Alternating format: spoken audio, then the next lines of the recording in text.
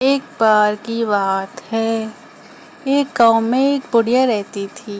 وہ بہت ہی اچھی اور سمجھدار عورت تھی، بہت ہی معصوم اور اچھی۔ ایک بار گاؤں میں اس کا بیٹا تھا اور وہ رہتے تھے، دونوں ساتھ میں ہی کھانا بناتے تھے اور باہر جا کے کبھی کچھ کھا بھی لیتے تھے۔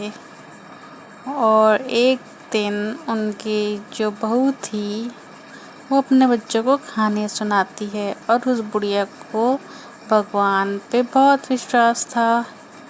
اسی طرح سے ایک دن اس بڑھیا نے اپنی بہو کو کہا، ارے چل کھیر بنا۔ تو اس نے بولا، ٹھیک ہے ماں جی، میں کھیر بناتی ہوں۔ تو اس نے بولا کہ ماں جی سامان تو ہے نہیں، تو سامان لے کے آئی، اور پھر اس کو ایک تجوری میں اس بیٹے کو ایک تجوری ملی۔ اس نے بولا، چلو آج ہم کچھ کرتے ہیں تجوری کا اور دیکھتے ہیں کہ اس میں کیا ہے۔ وہ لالا کے پاس گیا تو وہ اس کے 3 بیٹے تھے، وہ گھر میں آئے اور اس کی ماں کھیر بنا رہی تھی، اور کھیر کھائی اور بہت ہی مزہ آ گیا۔ پاس ہی کے گاؤں میں ایک چھوٹا سا اسٹال لگا تھا، وہاں پہ بچے اور بوڑھے سب انجوائے کرتے تھے کھیر وغیرہ۔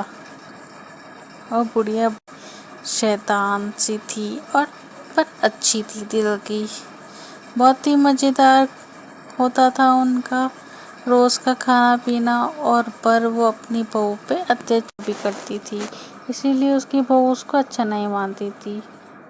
پر اس کی ایک چھوٹی سی پوتی تھی اور وہ خوب مستی میں رہتے تھے۔ ان کے دونوں بچے بھی بہت اچھے تھے، اور جو ان کے مالک تھا وہ بہت ہی کٹھور دل کا ویکتی تھا۔ بس وہ گھر آتا تو اپنے بچے کو کھیر کھلاتی تو پوچھتی، بیٹا کھیر کیسی ہو رہی ہے، تم بتاؤ۔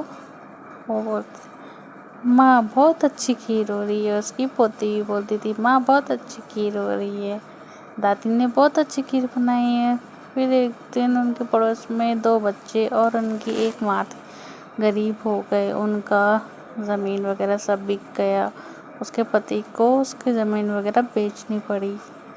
کیا کر سکتے تھے، انہوں نے ہاتھ وغیرہ جوڑے کہ نہیں ہمیں زمین ہماری رہنے دو پلیز۔ تو اس نے بولا، نہیں تم میرے کو پیسے دو اور زمین تمہیں میرے کو دینی پڑے گی۔ اسی بیچ ان کو ایک خزانہ ملا۔ خزانہ دیکھ کے وہ بہت خوش ہو گئے، وہ اپنی لڑکی کے ساتھ آیا تھا، اور انہوں نے دیکھا کہ ارے واہ، یہ تو بہت بڑا خزانہ ہے، بہت ہی خوشی کی بات ہے یہ تو۔ اس کو دیکھ کر تو مزہ ہی آ گیا۔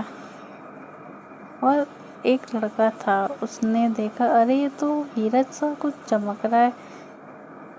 اور اسی طرح ایک گھر میں ایک آدمی رہتا تھا، اور وہ اپنے پنڈت کو بلاتا ہے اور کھانا کھلاتا ہے۔